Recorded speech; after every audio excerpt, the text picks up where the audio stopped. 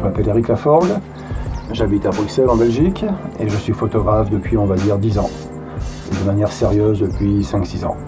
Avant j'étais dans la téléphonie mobile, avant j'étais dans un petit peu la presse, un petit peu dans la radio beaucoup et dans l'industrie du disque.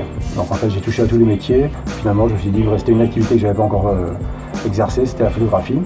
Et comme je souhaitais voyager, je me suis lancé là-dedans un peu par hasard. Alors j'ai commencé par des portraits, donc comme j'aime bien rencontrer les gens, leur parler, enfin connaître la culture des gens, donc j'ai commencé par les portraits. Et là en fait j'ai voulu de plus en plus avoir des histoires maintenant, donc qui mêlent portraits, des choses plus sociales, des choses plus au niveau documentation. Donc en fait maintenant je m'oriente plus vers, je reste dans la culture, je reste dans le social, mais j'essaie d'en savoir beaucoup plus sur les gens que je rencontre. Donc du coup je m'aperçois que je fais de moins en moins de portraits et que je tente plus à essayer de montrer des situations, des scènes, des événements de vie, ou que ce soit en Irak, en Somalie ou dans des pays un peu fermés comme la Corée du Nord. Alors j'aime bien retourner dans les pays où je vais. Par exemple l'Éthiopie, je pense que j'en suis à mon 8 ou 9e voyage, l'Érythrée j'y suis allé 5 fois, la Corée 6 fois, Corée du Nord 6 fois. Donc j'aime bien revenir dans les pays pour retrouver des gens, pour continuer des histoires, et je ne suis pas lassé de revenir dans les pays.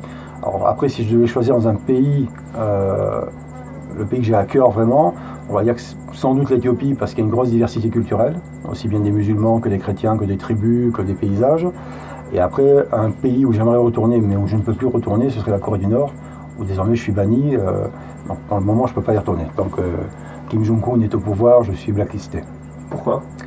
Parce que j'ai fait des photos il y a 4 ans, que j'ai publiées sur Internet, des photos qui ne sont pas censées sortir du pays, des choses très anodines. Un soldat qui dort dans l'herbe, une mère sur un banc dans un parc avec son enfant qui dort aussi sur elle.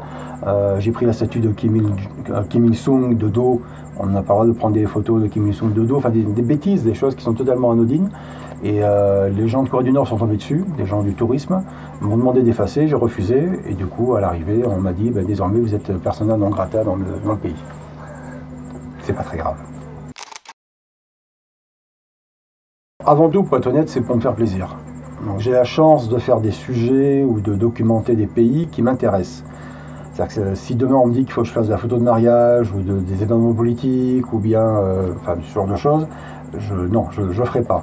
Donc du coup je voyage dans des pays qui sont pas très touristiques, mais qui par contre regorgent d'histoires, de portraits, de visages, de sensations, donc ça tombe bien. Donc quand je vais au Somaliland, c'est avant tout pour moi. Ensuite je fais des photos, ensuite j'essaie de vendre l'histoire. C'est très égoïste, mais j'ai la chance d'être sur une niche, et des niches qui, comme la Corée du Nord, deviennent des choses très mainstream maintenant, qui sont achetées par tous les quotidiens anglais par exemple. Donc du coup, bon, pour être honnête, voilà, je me fais d'abord plaisir, et ça tombe bien, ça colle aussi avec des demandes de plus en plus de magazines et de journaux. J'ai une espèce de phrase que je reçois à chaque fois, c'est que je préfère parler avec des gens qu'avec un arbre. Donc il y a des très bons photographes qui font de très beaux paysages, ou de très bons macros, etc. Moi j'aime bien effectivement faire un portrait, et de plus en plus, comme je le disais tout à l'heure, essayer de savoir qui est derrière. On peut faire un très beau portrait d'une petite fille éthiopienne qui a 8-12 ans, d'une tribu comme les Dassanetch où on était il y a encore quelques jours. Et si on ignore que derrière cette petite fille va être ou a été, par exemple, coupée, on a coupé le clitoris parce que c'est la tradition, il manque quelque chose. Donc c'est bien de montrer la beauté des choses, mais aussi il faut arriver à expliquer ce qu'il y a derrière. Donc du coup, j'aime bien avoir ces deux côtés. Tout ce que je fais en général est assez beau, je mets plutôt les gens en valeur. D'ailleurs, j'essaie toujours de donner un Polaroid aux gens, ou bien de revenir avec des photos, etc. Mais à chaque fois, j'essaie de creuser pour aller au-delà de l'apparence simplement. Donc les portraits, pour moi, c'est effectivement, d'abord, c'est ce qui me plaît, une fois de plus, désolé. Et puis après, c'est aussi une manière de pouvoir beaucoup plus simplement rencontrer les gens, d'avoir un accès immédiat en montrant la photo, en laissant la photo. Oui, je sais qu'il y a un gros débat par rapport à faut-il ou pas payer pour faire des photos. J'en ai parlé avec Paula Bronstein du staff de Getty Images, qui est une reporter de guerre qui est excellente, qui fait l'Afghanistan, etc. Elle m'avait dit, moi je ne paie pas. Et je dis oui, mais il y a des pays où on n'a pas le choix. Donc, effectivement, quand je suis en Afghanistan aussi, les gens vous demandent de faire des photos. Donc n'ont pas l'idée qu'on puisse réclamer de l'argent après une photo. Donc je pense que les gens qui disent qu'il ne faut pas payer pour une photo sont plutôt des gens qui font de la guerre, du mariage, des choses comme ça, des manifs, où évidemment personne ne va venir en disant paie-moi maintenant. Mais quand vous êtes confronté à des gens comme en Éthiopie ici, ou bien dans d'autres pays comme le Kenya, ou enfin, il y a plein, même l'Inde maintenant de plus en plus, bah, les gens savent bien que derrière une exploitation commerciale, de plus en plus quand je prends une photo on me dit Facebook, Facebook. Donc même des gens en Afghanistan, dans les montagnes du Pamir, à 4500 mètres d'altitude, on me disait Facebook. Donc au bout d'un moment, les gens ont compris, même s'ils n'ont pas accès à Facebook, on leur a expliqué que les photos prises par l'homme blanc finissent sur des supports et qu'il y a une commercialisation derrière, même s'ils sont loin d'imaginer ce que ça peut rapporter. Donc du coup, non, ça ne me gêne absolument pas de me dire que je donne 1 euro ou 50 centimes d'euros. En Éthiopie, c'est l'équivalent d'un repas, en fait, pour quelqu'un, pour environ 30 secondes de pause, on va dire, versus quelques centaines d'euros, voire milliers d'euros que je peux gagner. Donc là-dessus, moi, j'ai aucun souci. Même quelquefois, je préfère... J'ai des tribus qui ne demandent pas d'argent, comme les Afars, par exemple, au nord de l'Éthiopie, qui sont très très beaux. Eux ne demandent pas d'argent parce qu'ils ne voient pas de touristes, donc ils ne sont pas rentrés dans ce truc-là. Mais ça ne me dérange absolument pas de laisser quelque chose, on va dire, pour la tribu, sachant que le plus souvent aussi, il faut être honnête, ça part en alcool. Alors pas chez les Afars puisqu'ils sont musulmans, il y a beaucoup de tribus où effectivement, quand on donne de l'argent, on sait que mécaniquement, ça finit au bar. C'est aussi la triste réalité qu'il faut connaître. Voilà. Mais il y a des pays où c'est la règle du jeu. Par exemple, si vous venez en Éthiopie, dans les tribus du Sud, si vous comptez ne pas payer, c'est même pas la peine de venir. Voilà. J'ai des très bons souvenirs de pays que j'ai découverts sans les avoir vus sur Internet, parce qu'Internet n'existait pas à l'époque. Alors moi je suis allé en Érythrée je crois que c'était en 98, et il n'y avait rien sur Internet sur l'Érythrée. Personne ne postait de photos, c'était aussi un peu le début du net, entre guillemets. Du coup, quand je suis arrivé à Asmara et à Massawa, donc les deux villes principales d'Érythrée, c'était vraiment une découverte. Au niveau architecture, au niveau gentillesse des gens, etc. L'Érythrée n'était pas dans l'actualité, même s'ils étaient en guerre avec l'Éthiopie, ils avaient fini la guerre avec l'Éthiopie à cette époque-là. Mais du coup, on a l'impression vraiment de découvrir un pays. Idem en Angola, dans les tribus du Sud, il n'y avait aucune documentation, quasiment pas depuis 30 ans, puisqu'il y a eu la guerre civile en Angola. Et là, on arrive vraiment sur un terrain vierge, aussi bien en termes d'émotion, de voyage et culturel, que de regard de photographe. Donc c'est vraiment effectivement ce genre de pays où on se dit, j'ai pas trouvé beaucoup de documentation, allez, j'y vais, on verra bien. Inversement, on peut aussi faire des voyages comme celui qu'on vient de faire aujourd'hui pour aller voir une cérémonie très particulière et être très déçu parce qu'elle n'était pas documentée et elle ne le sera pas beaucoup plus parce qu'elle n'était pas super intéressante. Là, je parle du Gadache et du Borana, qui effectivement est un mélange désormais de politique surtout, où on fait venir des chefs politiques pour adouber un chef, et du coup ça a perdu réellement, je pense, son côté traditionnel et culturel. Alors, en fait, tout a commencé par un accident. Je me rappelle très bien, j'étais à Oman, et puis il faisait un soleil de plomb, il devait faire 45 degrés dehors, j'étais devant un marché couvert. Et puis il y avait un petit gamin avec un turban très joli, des yeux un peu clairs, j'ai dit... Et puis au soleil ça marchait pas, alors moi je fais une photo, c'était pourri, des ombres qui tombaient, le nez, etc. Et puis j'ai dit tiens, mets-toi là, mets-toi dans l'ombre. Pour moi on faisait pas un portrait dans l'ombre. Enfin à l'époque j'étais pas. C'était il y a 10 ans on va dire. Et puis le gamin s'est mis dans l'ombre, puis bon j'ai dit tiens assis-toi. Et puis à l'époque, j'étais très mauvais, hein. Par exemple j'ai fait toute la série à 22. On nous voit à 22 en plein soleil. Vous voyez, je ne suis pas un mode d'emploi et pendant des années j'ai fait n'importe quoi. Et là j'ai fait l'inverse, j'ai dû gratter le curseur de l'appareil photo et je suis arrivé à 1,2. Donc j'étais en 85 mm 1,2, j'ai chopé les yeux, j'ai appuyé et là, pow, il y a une espèce de truc qui est apparu sur l'écran, c'est-à-dire les yeux super clairs et un flou derrière. Je me dis merde, comment j'ai fait ça?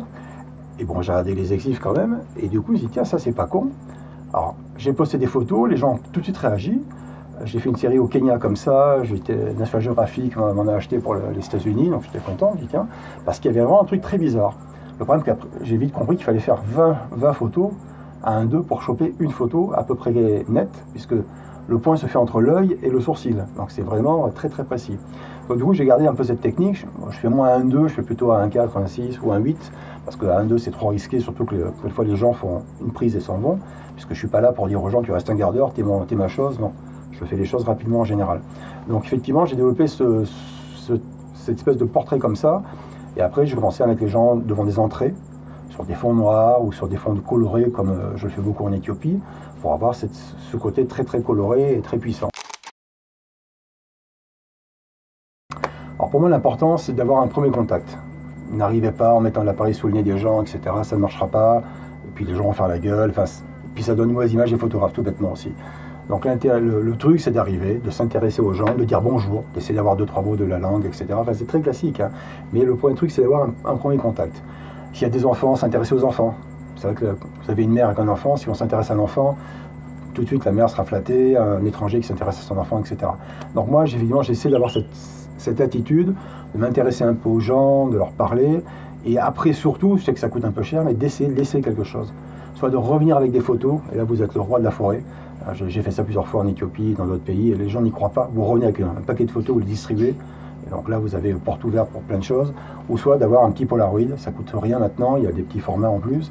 Et souvent, dans les pays que je visite, donc en Afrique, etc., la photo que je donne au Polaroid est la première photo qu'il possède. Et vraiment, là, on fait plaisir. Donc vous faites une photo, vous allez pouvoir la commercialiser ou pas, et en plus, vous faites vraiment plaisir aux gens. Parce que souvent, dans ces tribus, dans ces endroits reculés, il n'y a pas de mémoire. En Afghanistan, pour revenir là-dessus, j'ai laissé des Polaroids à des gens que je pensais, on va dire, classe moyenne, petit village. En fait, on m'a dit, on est très touché parce qu'on n'a pas les moyens d'aller au studio photo d'Achachim, du petit village d'à côté, et de payer pour ça. Donc ça, c'est vraiment, entre guillemets, une belle récompense pour le photographe. Alors en Éthiopie, je pense que j'en suis à mon 7 ou 8e voyage, je ne compte pas vraiment. La première fois que je suis venu, c'était en 1974. Donc j'avais 10 ans. Et mes parents habitaient à Djibouti, donc on venait en Éthiopie pour prendre le frais en fait, parce qu'il faisait trop chaud à Djibouti. Donc bon, c'est sûr qu'entre 74 et on va dire 98, je pense que je suis revenu en 98 la première fois, il y a eu un gap monstrueux. En 74, il n'y avait que des chevaux avec des carrioles et tous les gens, toutes les femmes étaient habillées en blanc, les hommes aussi. Ça a bien changé depuis évidemment, le pays est un des pays qui a le plus fort taux de croissance au monde, peu de gens le savent. Et effectivement, je suis revenu dans les années 2000, et en m'intéressant aux tribus, en m'intéressant aux coutumes, toujours pareil. Et là, depuis quelques années, il y a une accélération. D'abord, il y a des routes qui mènent aux tribus. Il y a même une autoroute qui va relier Addis à Mombasa, au Kenya. Il y a le flot de marchandises made in China qui arrive et qui est en train de tout bouleverser.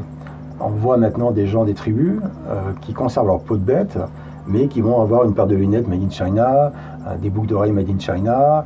Ça fait un très très beau mélange, parce qu'ils ont un sens de l'esthétique qui est vraiment très pointu, c'est très intéressant. Mais on comprend aussi qu'effectivement, ces gens-là, finalement, veulent avoir accès à entre guillemets, la modernité, au progrès. Hier, il y avait Paris Saint-Germain, Barcelone. On a vu un gars d'une tribu qui est venu nous voir, il nous a dit « j'ai vu le match à la télé ». Donc ils sont allés dans un bar, ils ont dû marcher quelques kilomètres pour voir le match à la télévision, ce qui était impensable il y a quelques années encore. Alors après maintenant, tout le débat est est-ce que c'est bon ou pas pour eux, est-ce que leur culture évolue ou pas. Je pense que globalement, oui, ils ont intérêt à rentrer dans la modernité pour des questions juste d'hygiène déjà, parce qu'ils vivent dans des conditions très difficiles. Nous, on est resté 2 jours à Mouraté, on a failli crever de chaud, on ne pouvait plus. Eux, c'est tous les jours sous un soleil de plomb. Donc déjà, avoir accès à toutes ces choses-là. Et puis, l'accès aussi à ce monde, entre guillemets, moderne, leur permettra aussi de cesser certaines pratiques barbares comme l'excision, ou même des rituels où des enfants sont tués. Suivant qu'ils aient la dent de roue qui pousse en premier ou qu'ils soient jumeaux, etc. Ce qui est encore le cas dans le sud de l'Éthiopie.